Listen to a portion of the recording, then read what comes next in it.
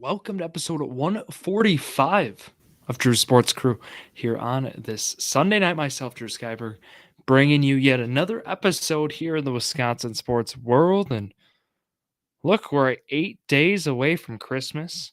At the holidays, we're getting there, and just wild, right? I mean, the calendar itself, right? Year round, just overall sports too, right? Just interesting to see all the different sports and at what point of the year we're at impacts what we're talking about, right? And this point, we're near the end already of the NFL regular season. That always blows my mind. Like in the regular season goes so fast, it feels like, and then but yet, if you think about it, we've been doing this. We've been talking about, right? Packers opened up mid-September, early September, and they had preseason games in August.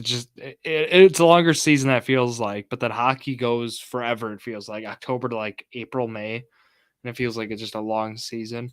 But yeah, we're here, and that's right. We're in winter, so that means it's basketball and football, right? As I have the Sunday night game up here, it's Ravens versus Jaguars, 10-0. Jaguars are or Ravens are up right now, rather. But look, football. I I don't know if it was just me. So, Packer Week 15 recap. I think this was one of their worst losses of the year. Maybe like in terms of, I don't know about like if they played, like I think Detroit was probably the worst like they've played in a game this year. Um, Honestly, yeah, Detroit's got to be it. That Thursday night one, it was only 34-20, but like this one just felt bad. And as this one was also 34-20, this one's second to it. Just a really disappointing loss today. We'll recap that, and then of course we'll talk about the Bucks. They had a great week, as I predicted. I did have them potentially losing, and it wasn't like me, run for the Bucks to lose. It's just making my predictions. I was like, okay, back to back. We're starting to see Adrian Griffin not handle back to backs as we may have thought. We're seeing him, right? He comes from a Raptor background, the Nick Nurse coaching tree. That's what I'll call it. He comes from that, and they didn't rest their starters. They played, right, 38 to 40 minutes a game for the starters night in, night out. And so far, we're starting to see more of the Nurse style than what we saw with Mike Budenholzer over these past 4 or 5 years before. Seeing what we have from Griffin, but it's been interesting. We'll talk about the ball saga. It's a weird one. It's definitely one I haven't seen before, and we'll talk through those. Going through schedule notes here. Nothing changing too much. Wednesday 4 p.m. Then what will change? I don't know if I'll be recording on Christmas Eve. I'm fine with it. Just how it usually hits on Monday. Make it a Christmas episode. It's kind of tough because, like you all, right? We'll be with loved ones and family, and so I'm waiting to think. Christmas on a Monday just kind of throws the schedule off.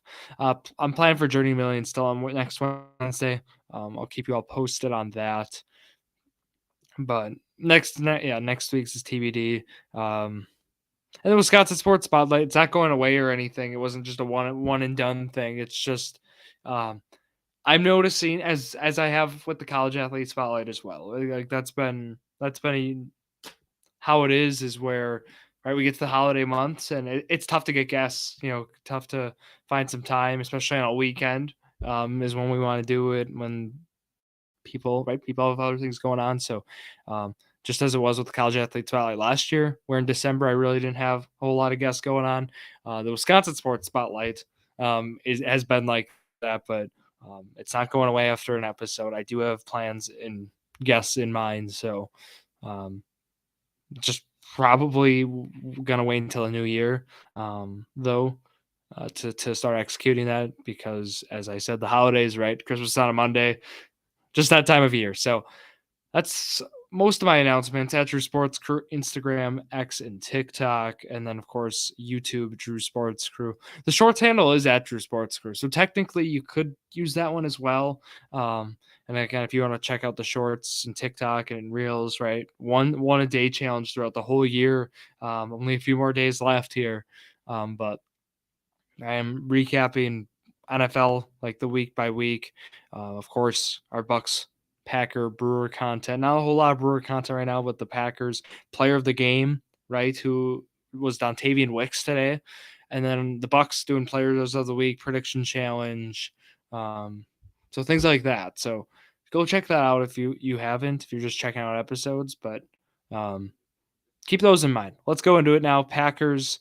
Yeah, one up there with the Buccaneer, or they lost to the Buccaneers. Up there, of course, with the Detroit loss is what I'm referring to. But wow, this was a frustrating one. Where do I start? I mean, Baker Mayfield had himself a day. I think. Like I know people are like, oh my gosh, the Packers got cooked by Baker Mayfield. I don't know if that's the approach I'd say. I think for me the big thing was this: he threw for 381 yards. Like, yes, they did get cooked and torched by him, but he's been solid this year. I don't think, I don't want to discredit how Baker Mayfield's performed. He's performed a lot better than people think. Like he's been around league average, if not slightly above. He's right around that 16. I often talk on the show, it feels like, for NFL or even my week by week ranking teams without knowing the next one that I referred to before. I often try to think of QBs, where like in the quadrants, right? So like 1 through 8, 9 through 16, and going like thinking like that for me. And I think Mayfield, could be one of the last guys in that second quadrant, or what I mean when I say quad four. Makes sense. So, when I think of it like that, I think, I would consider him near that spot based on his performance. I think Jordan Love's in a similar range. And again, Love today, 29 of 39, 284 yards passing, 2 touchdowns.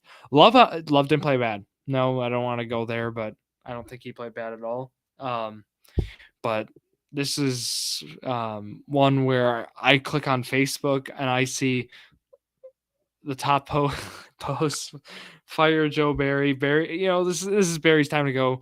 Or if I go on X, it's try not to tweet. Fire Joe Barry, and I'd be shocked if they made a move tomorrow. Mind you, could happen. I mean, I wouldn't rule it out. This point in the year, though, week 14, I don't know. It might be a parting ways at the end of the year, maybe, but 452 yards allowed. Is Brandon Staley coaching this defense? He was the Chargers coach, of course. I say was. We talk about that in Journey to a Million, but look, this was a bad one. I was against Chris Godwin in one of my leagues in fantasy, and it was like, really, 10 receptions, 155, and I wouldn't even say, some people were like, okay, Jair was out. Maybe that's why he's been out for the last 6 weeks. No, this wasn't a Jair Alexander thing. This was this defense got sauced thing. And for the defense, right, Baker only had 28 pass attempts, but the Packers defense got 5 sacks. So on that end, it was a pleasant surprise. They had that fumble recovery. Stokes was back today. He didn't really have a great day, in my opinion. They were able to keep Mike Evans out of it for the most part. I mean, he still had a touchdown, 4 for 57. He played great, but it was really, Godwin almost had a 50% target share kind of thing. Or did he? No, yeah, he almost did. But, Rachaad White, they couldn't stop him on the ground either. It was frustrating. The running game had, they missed Dillon. As much as I've been a critic of A.J. Dillon, Aaron Jones did great in his 13 carries. He looked good, looked explosive. I mean, he had that 1 for 20. But I don't even know if you can't blame the offense at this point. If you give up 34, Packers definitely should have put some points up on the board. That first drive was good and then didn't end well. The play calling was where I went on that one. It was, okay, you run it the first 3 times. What are you going to do play 4? Pass. They were in there going for 4th down. Like it was, I think everybody in the building knew they were going to pass the football there. And I was talking with Zach about it too. And it was like, okay, yeah, it's pretty obvious what we're going to see there. And I don't know, there's just missing depth behind. Patrick Taylor was the other one. Kenyon Drake got a carry. Like what? Like why? A lot of questions. What I'm most impressed about was, okay, we know Jordan Love has thrown to a lot of young receivers this year, but I've been impressed with those young receivers. Dontavian Wicks, player of the game. I just see a touchdown here in this Jaguar game. You probably know about it. Well, you would know about it um, watching, but I just saw. So it's a 10-6 right now. But anyways, Dontavian Wicks, 6 of 97. Crazy. He played very well today. I felt, he's 7 targets. I just think utilizing him in right, maybe not even being that east and west kind of guy that we think of with Jaden Reed. I mean, that was the the tape showed that was what he was as a prospect. Using Wicks as more, not even a vertical threat, but just being able to use him in a lot of different ways in the receiving game. Definitely pleased with that. We didn't have any of those Jaden Reed specials. So, I mean, they chose to run against the Giants like 4 or 5 times and it stopped working. Well, you wonder why. It stopped being the cool thing. Everyone on film keyed on it. But the guy who I was most impressed with, who I wanted to give a player game to, was Tucker Kraft. Man, I was very high on him coming out. I had a mock to the Packers, actually. So I went and did like where I didn't do a full mock draft of every round, but for the Packers, I did. I just was like, who would I want here? So mine had Brian Branch with Detroit right now, first year player out of Alabama, very good player, safety. Was the guy I was looking at in the second round, but then also in come round 3 was Tucker Kraft. Looking at how Kraft was, I thought he was a tight end they were going to get, and they actually did draft him, but I thought he was going to be the guy. I liked him as a pass catcher, liked him as a blocker. There's definitely some work on the blocking side, I felt, and they draft both of them. Luke Musgrave too. Musgrave's great. I'm not but I just preferred Kraft at where he would have been at value wise was my whole thing. And looking at both of them, obviously Musgrave moving forward, Musgrave out of colleges was the better prospect. There's no denying that. But I wonder, rest of the year here, how Kraft's performing. I wonder if that's going to influence. I want to see what the target share is when Luke Musgrave comes back in this Packer offense. I think it's going to be an interesting one. Romeo Doubs is another guy who we talked, is pretty inconsistent in terms of receiving output, and usually he's very touchdown dependent. Today, no touchdowns, 3 for 30, caught all 3 targets, but just didn't see him a lot out there. So that was that. Jaden Reed had a crazy catch. That was good to see. But I don't know. I thought this Packer game was very disappointing. Otherwise, especially on the defensive side, they allowed the big plays. They did everything you didn't want to see. A lot of big plays, allowed some big runs. Godwin, they got torched by Baker Mayfield. I just want to read his stat line again. It's perfect passer rating, by the way. It was 22 of 28, 381, 4 touchdowns, 0 picks. Those 5 sacks were the thing, and of course that fumble too. But other than that, crazy game for Baker Mayfield. And moving forward, this one hurt. I mean, the Packers odds, it was 20, it's now 26% or something. If they would have won this, it would have been like 64, 76, 70. It was one of those 2 numbers. This one hurt because it was the Rams, right? The Rams take that spot now. Packers have head over them, but now they get pushed back a lot. Barring how Seattle plays too, it's going to be interesting tomorrow night. But so they do have it over the Saints, but the Saints won today. The Rams won today. So 7-7 now is the record you need. Packers don't have that. They have the tiebreaker over Rams and Saints over head to head, but now they get pushed down to the 11. And the Giants did lose though, so they would have got pushed down even farther. Bears did lose too. But we're getting almost to the point where it's like, are you in it or not? Are you going to get eliminated or not? And they play Carolina next week. It's like, okay, they play at Carolina. If the Packers lose that one, and I'm not going to try to be negative here. I mean, they just came off a win today, Carolina. Did they beat Atlanta to a many, the surprise of many. That game was just sloppy. Was it 9-7? That game was brutal. Or I was watching highlights before and I was like, wow. There's a reason this game after fees, even or those tickets, you could win for under $10. Like this one was something. Um, but the Packers, they got to win that one. Carolina now 2 wins. If you want to make any sort of noise moving forward, at this point, right? We talk about influencing the draft order. That's what all this is going to do if they don't make the playoffs. Just tough. Minnesota losing though helps. Bears losing. Everybody on the division lost except Detroit. I don't know. Like this, just a frustrating day to be a Packer fan. I'd say, especially on the defensive side. Um, but the pass, right? It's been the pass defense this at points this year where it feels the team has gone weak. Hasn't really even been the run. I mean, the run defense has been mid to bottom, as it's been the last few years, but it hasn't been like glaring. I think that they've addressed that part of the defense, but right now we're seeing the pass game just getting lit up. So that's where I'm at with the Packers. How about we talk about the Milwaukee Bucks? How about them? Very good week. Bucks are back. They sweep the week. I mean, um, again, not to play devil's advocate or anything, but this was one of the easiest, if not the easiest. This was the easiest stretch of the season the Milwaukee Bucks had, and it continues Tuesday and Thursday. I alluded a little bit to it. They play San Antonio on Tuesday at home, and then they play Thursday at home against Orlando. So it's this stretch again of a bunch of home games. And it worked out too because they had that in-season tournament stretch too. They kind of got because they were able to host there too. So they ended up having really a stretch of two. Well, excluding that in-season tournament semifinal, they had a stretch of like 8 home games. So it's crazy the stretch they got, but they win the week. And the Bucks.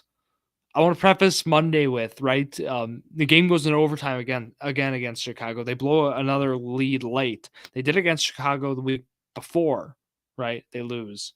And then also, it was the Caruso one too. But what I'm talking about, that Caruso against Chicago, where he had that crazy shot, but they blow the lead then. The Bucks do on Monday. So, but they end up winning overtime. They come out. This team seems to either not be able to hold leads well or like overcome big problems, like the game against Portland where they overcame the largest deficit in franchise history, things like that. So you come into Wednesday's game against the Pacers, who you just lost to, right? There's some antics, right? We know Tyrese Halliburton said it was Dame time and all that good stuff. And so we come into this Wednesday game. You knew it was going to be an intense game from the get-go. And sure enough, it was. Bobby Portis getting some technicals. Right? We had a little brawl, like a mini brawl. Wasn't really even a brawl. But, I'm saying it was like that. But then, right, the game's intense.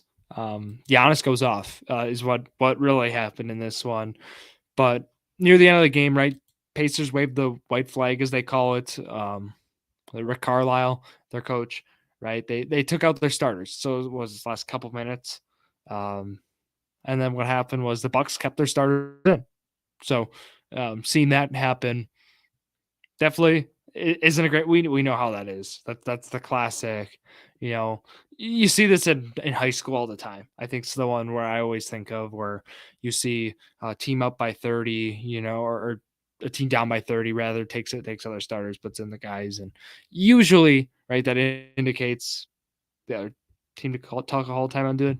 Not saying they Adrian Griffin and them have to call a timeout, but look, Giannis played 37 minutes. They let Giannis go for the record. So Giannis was out there even right last minute or so, still playing out there, getting points up. It ended up being a 14-point game, right? So Pacers were definitely upset about that after the game. You saw some people exchanging words, but the whole game ball thing, then it's who is the game ball? I actually don't really like. I know the premise of the story, and that's why I'm sharing, but did he officially get the game ball? Because what happened was, right, they gave him a ball and he said it wasn't the game ball. That's why you see him running into the locker room or try to run to the Pacers locker room because word was it was Oscar Tshiebwe, right? He scored his first point. So the word was that's why they got the game ball.